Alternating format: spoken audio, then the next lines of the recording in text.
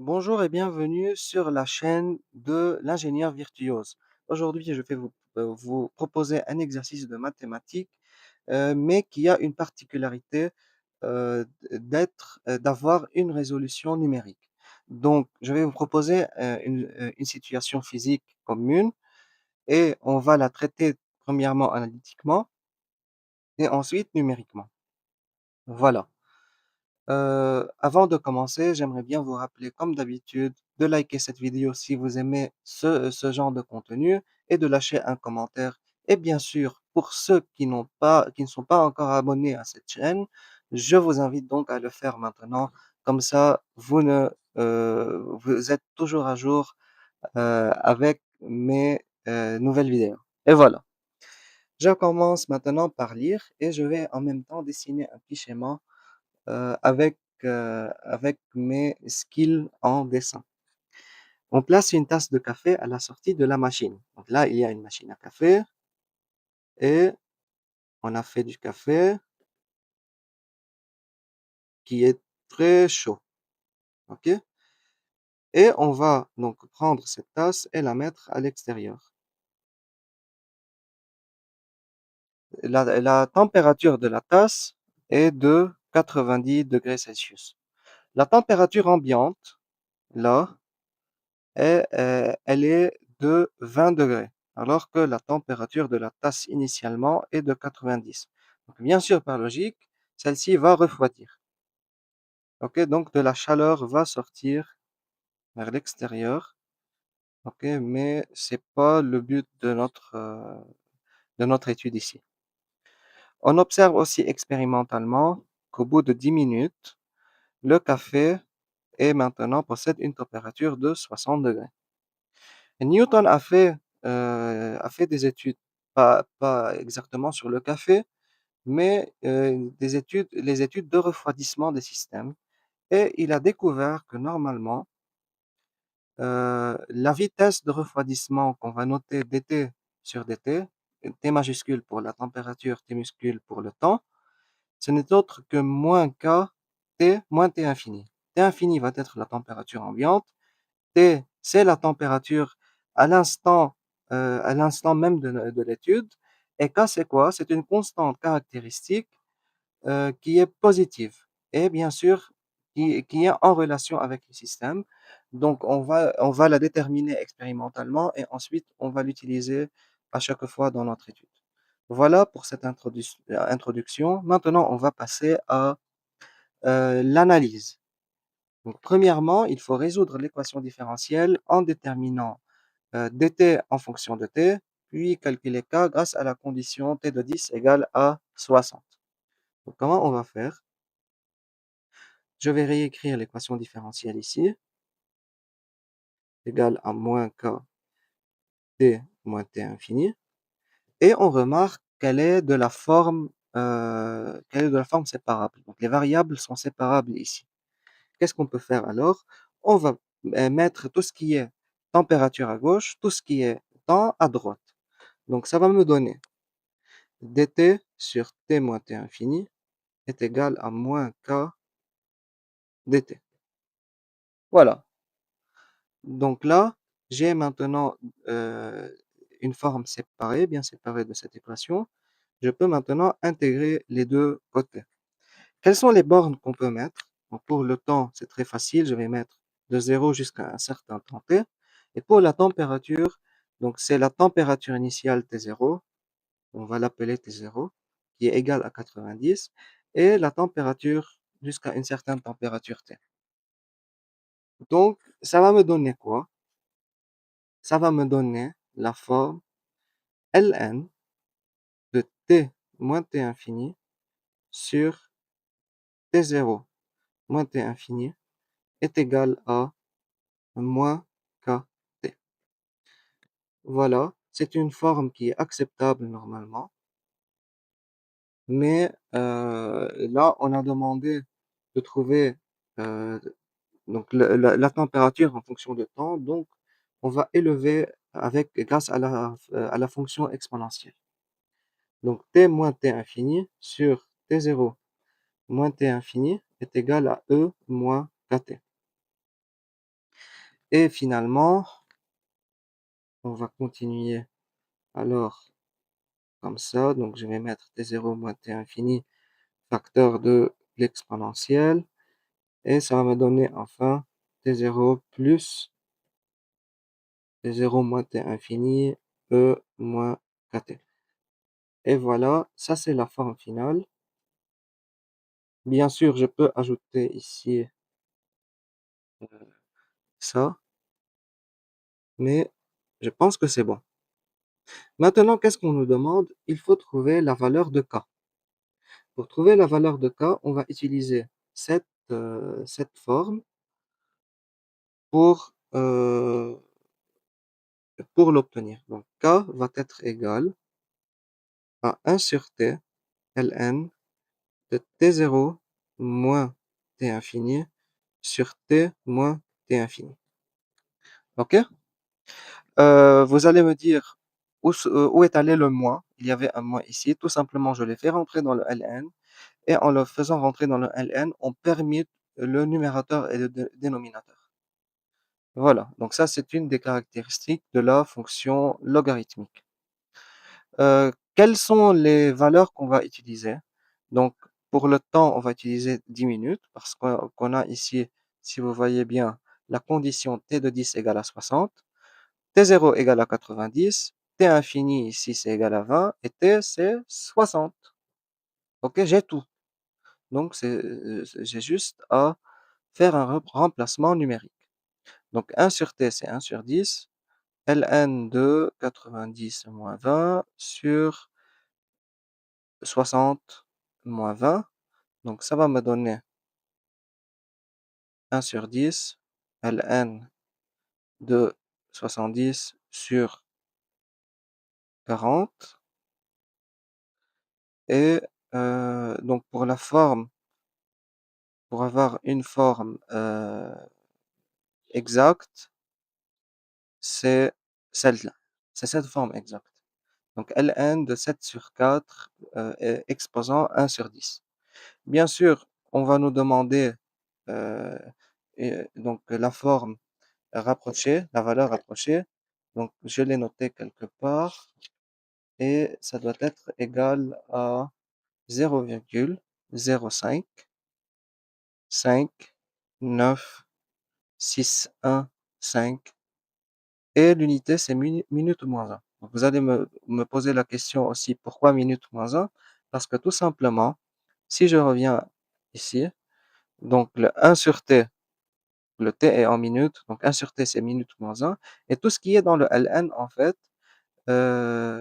donc degrés Celsius sur degrés Celsius, donc ça c'est sans unité. OK? Donc il me reste tout simplement le minute moins 1. Maintenant, on va passer à la deuxième question. Il faut calculer le temps nécessaire pour que le café atteigne 25 degrés C, qui est une température froide, mais on va dire limite buvable.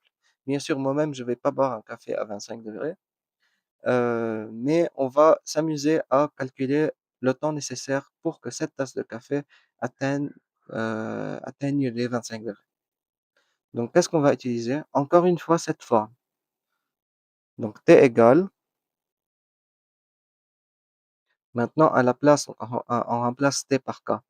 Donc, 1 sur K, ln de T0 moins T infini sur T moins T infini. Et le K, je vais utiliser la valeur 0,0559615. Voilà. ln de 90 moins 20 sur 25 moins 20. Donc, ça va me donner une valeur de 47 minutes à peu près. Donc, 47,58 minutes, on va dire. Et voilà. J'ai tout simplement, en une seule ligne, pu terminer cette question. Et là, je n'ai plus de questions dans la partie analytique. On va commencer avec la partie numérique. On va tout simplement faire la résolution de cette équation différentielle en utilisant la méthode de l'heure explicite. Donc, je vais vous dire c'est quoi en fait le leurre explicite. Avec un pas de temps delta t égale à 0,5 minutes. Donc, pour approcher la fonction t de t sur un intervalle de entre 0 et 60 minutes, et on va comparer graphiquement, numériquement à la solution exacte. D'accord?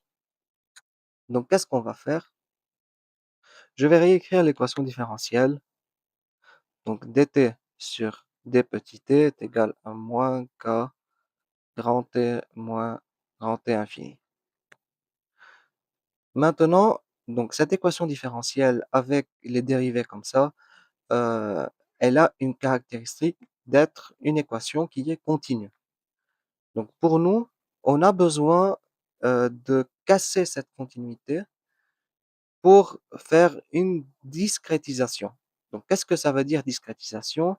C'est tout simplement que le temps, donc si je vais dessiner l'axe de temps, comme ça,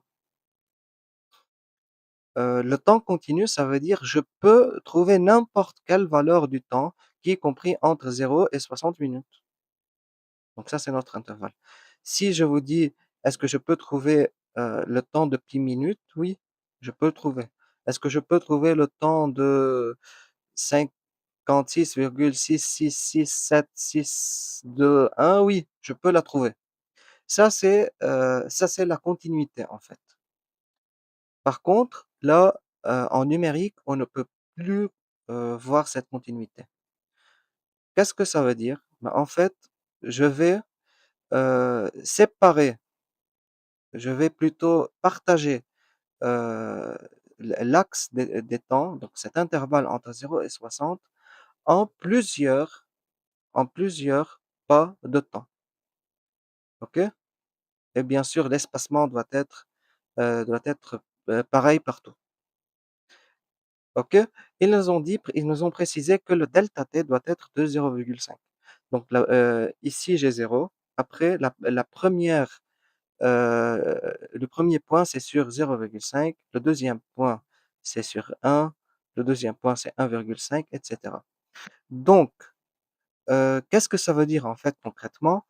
Que je n'ai vraiment pas de valeurs qui sont comprises entre 0 et 0,5. La valeur juste après 0, c'est 0,5. La valeur juste après 0,5, c'est 1. Je ne peux pas avoir une valeur de temps de 0,75. Ça n'existe pas avec ce pas de temps. D'accord? Euh, mais comment j'obtiendrai alors le 0,75 si j'ai besoin? Tout simplement, ça ne va pas exister. Donc, ça va se rapprocher plutôt vers soit le 1, soit le 0,5. Ou bien, je dois changer le pas de temps pour 0,25. Et comme ça, je pourrais trouver le 0,75. OK, si je change le pas de temps. Donc, tout ça, il faut alors changer le pas de temps. Voilà un tout petit peu, c'est quoi la discrétisation.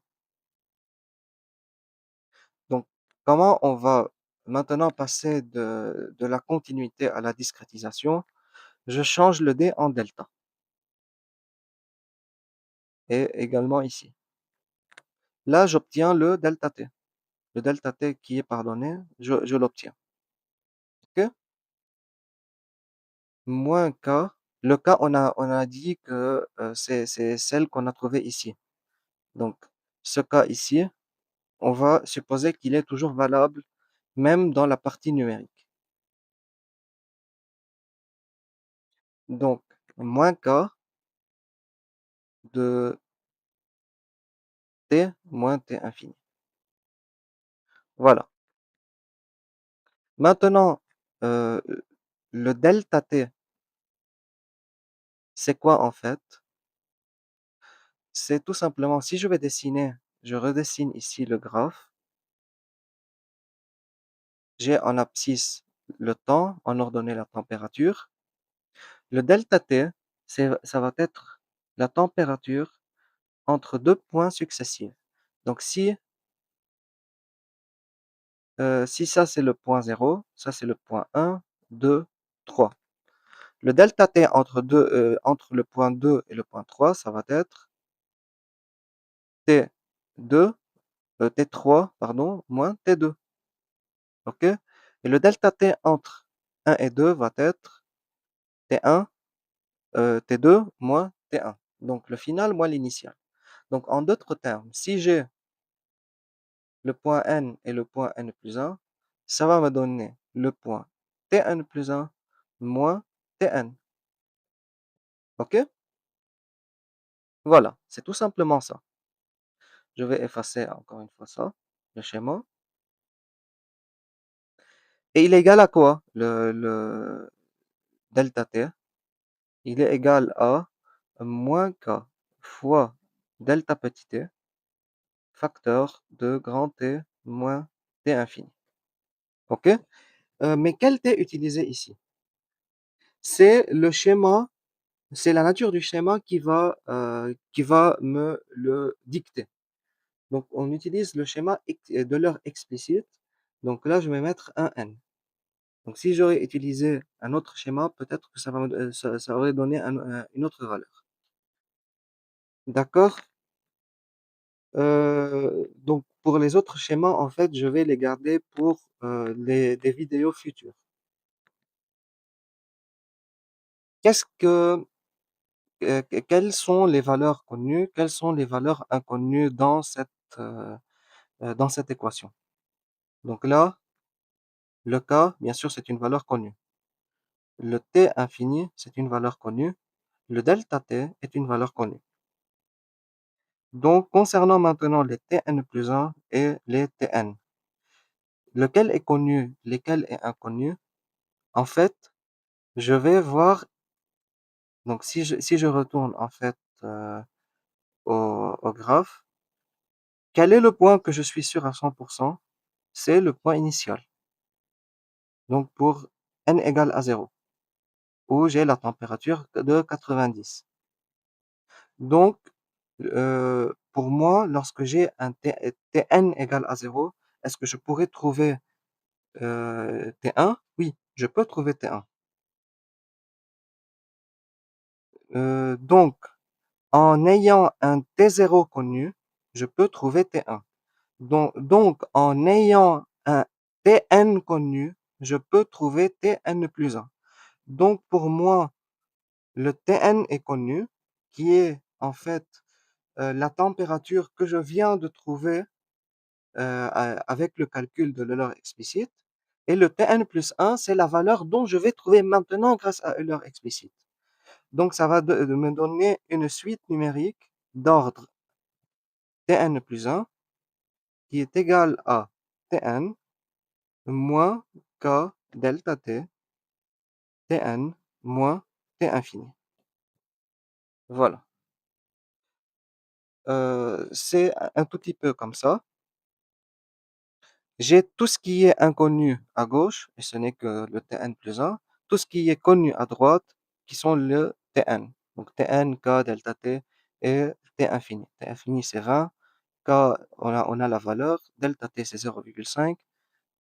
On peut même choisir une autre valeur de delta T. Voilà. Donc ça, c'est la récurrence de Euler explicite. Donc, qu'est-ce que ça va me donner en fait? Ça va pas me donner une forme analytique que je peux interpréter, mais je peux trouver des valeurs qui sont plus ou moins rapprochées à la valeur réelle.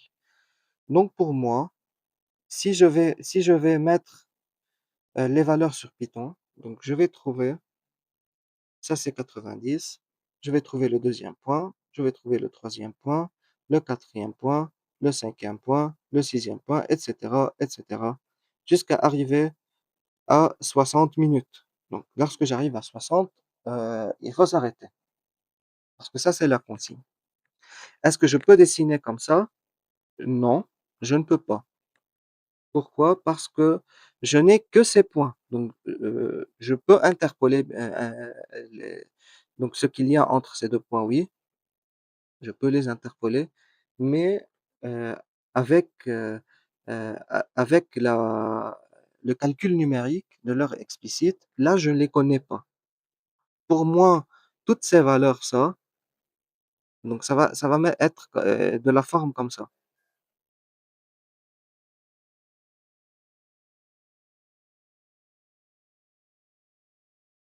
à peu près. Donc il faut ajouter beaucoup plus de points, donc comment je vais ajouter beaucoup plus de points? En diminuant le pas de temps, OK? Voilà. Maintenant, comment je vais implémenter ceci? Je vais vous montrer, un code Python. Ce n'est pas moi qui l'ai fait, c'est Gemini qui l'a généré sous ma direction, OK? Donc ça, c'est le code Python que Gemini a généré. Donc tout d'abord, il y a import numpy as np. Donc là, pour avoir tout ce qui est, heu, tout ce qui est liste et stockage des données et on a également le plot pour pouvoir dessiner le graphe. Donc j'aimerais bien vous montrer le graphe, qui va être dessiné. On va commencer par l'initialisation des paramètres. J'ai k en fait c'est égal à, la valeur exacte. Donc j'ai pas utilisé la valeur approchée, j'ai utilisé la valeur exacte. Donc c'est cette valeur. Si vous vous rappelez bien, OK? J'ai demandé à Gemini d'utiliser cette valeur. Ça doit être en fait minute moins 1. J'aurais dû la mettre comme unité. T infini égale à 20 degrés, c'est T0 égale 90. dt, c'est le pas de temps, en fait, c'est égal à 0,5. Et là, je peux m'amuser à faire diminuer également pour voir ce qu'il y a. Et là, je vais vous montrer également. Et T0, c'est quoi? C'est égal à 0. T final, c'est 60 minutes. Donc là, ça, c'est pour l'intervalle 0,60. Maintenant, pour la résolution numérique. On commence toujours par créer le vecteur temps. Le vecteur temps, c'est une liste où on va stocker toutes les valeurs données. Donc, en créant le vecteur temps, en fait, il va être composé de quoi? Donc, la liste va être composée du temps 0, temps 0,5, 1, 1,5, etc. jusqu'à 60. D'accord? Donc, c'est ce qu'il dit en fait. T0 jusqu'à T final plus dt.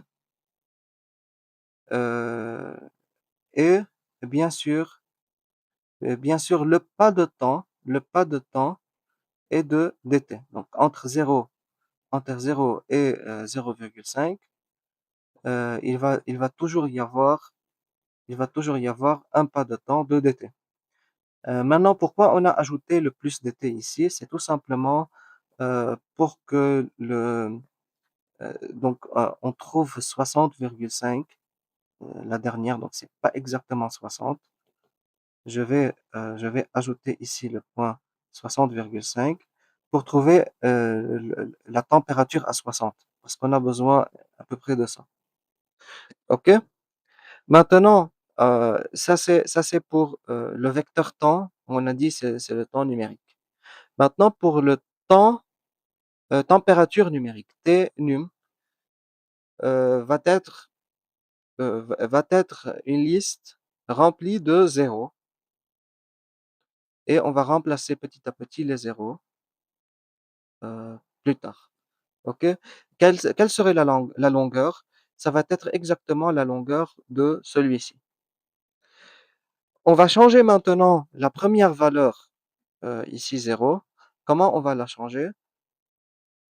On va la changer en T0 égale à 90. OK? Donc, la première doit être la valeur de T0 qui est 90. OK?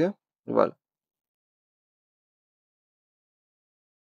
Maintenant, on va commencer à faire une boucle pour le schéma de l'heure explicite. Donc, on va créer la variable n qui va avoir les valeurs comprises entre 0 jusqu'à la longueur de t-num moins 1.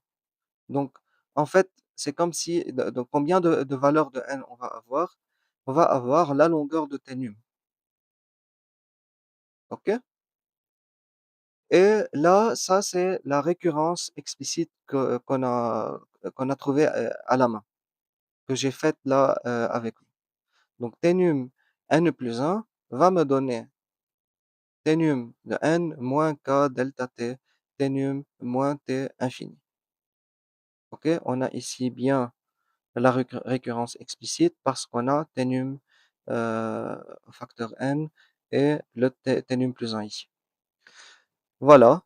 Donc, qu'est-ce que ça va me donner? Tout simplement, cette ligne va stocker à chaque n sa valeur. À chaque n sa valeur. Donc là, j'ai obtenu alors toutes les valeurs. Donc, qu'est-ce qu'on va faire maintenant? Ça, c'est la résolution analytique. Donc là, qu'est-ce qu'il a fait Gemini? Donc, ça a commencé avec T0, ça se termine avec T final et avec un delta T de 500. Donc, j'ai vraiment 500 valeurs. Donc, on va considérer que cette, euh, cette valeur, c'est presque continu. Bien sûr, elle n'est pas continue. Il n'y a rien de continu en informatique, comme je vous ai dit. Mais là, il y a un pas de temps de 500. Donc, il y a une division plutôt de 500 pour le temps t, donc sur l'axe des axes temporels.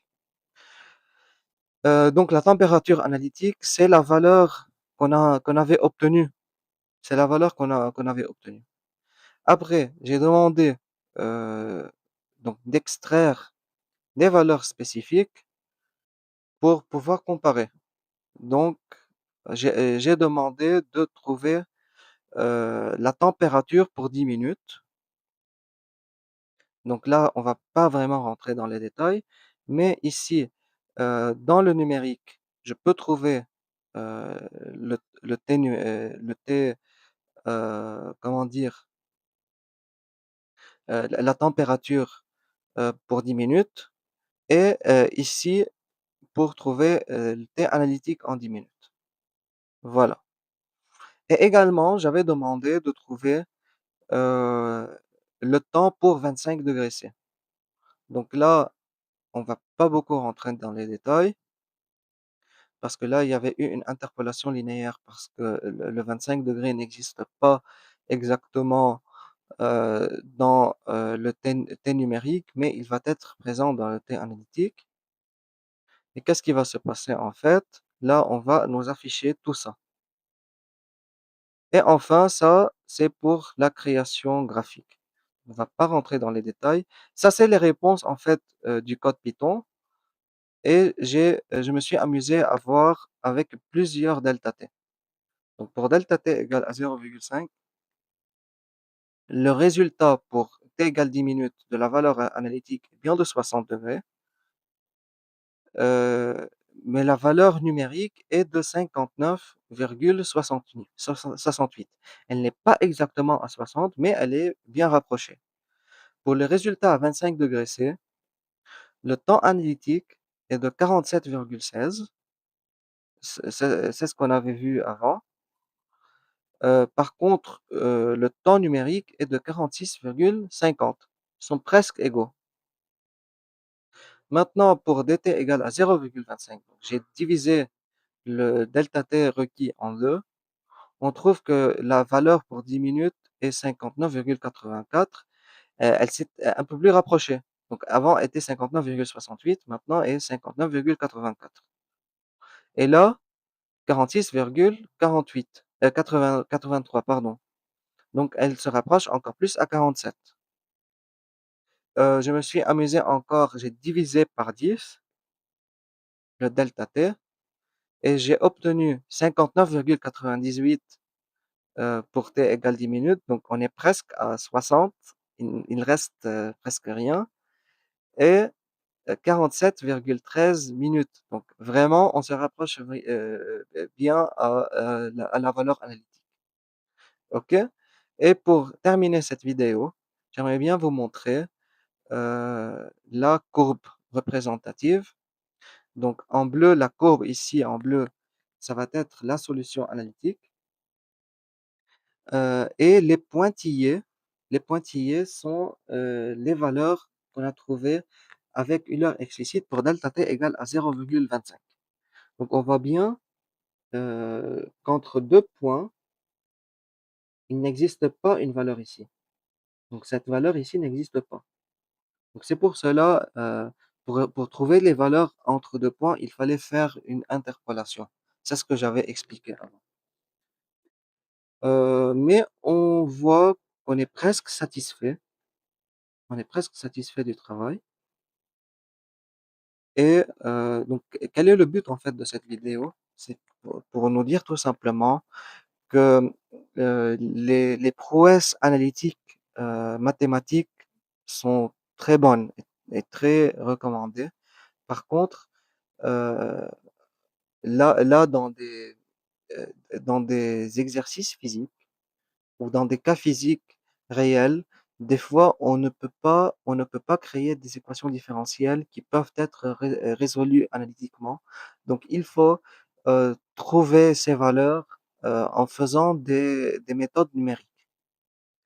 Donc, on va pas avoir, par exemple, une température. Si on ajoute un facteur à la loi de Newton, par exemple, si on va ajouter un certain ventilateur qui, euh, euh, qui rafraîchit, mais le ventilateur est en mouvement, donc là, en ajoutant ce facteur, on ne pourra plus analytiquement résoudre l'équation, mais les méthodes les méthodes numériques sont toujours présentes pour faire ces résolutions. Donc j'espère que vous êtes toujours avec moi, que vous ne vous êtes pas lassé et que vous êtes resté jusqu'au bout. Je vous en remercie et que j'espère que vous avez aimé ce genre de contenu. Donc c'est pour cela, likez cette vidéo, lâchez des commentaires et je vous dis à très bientôt.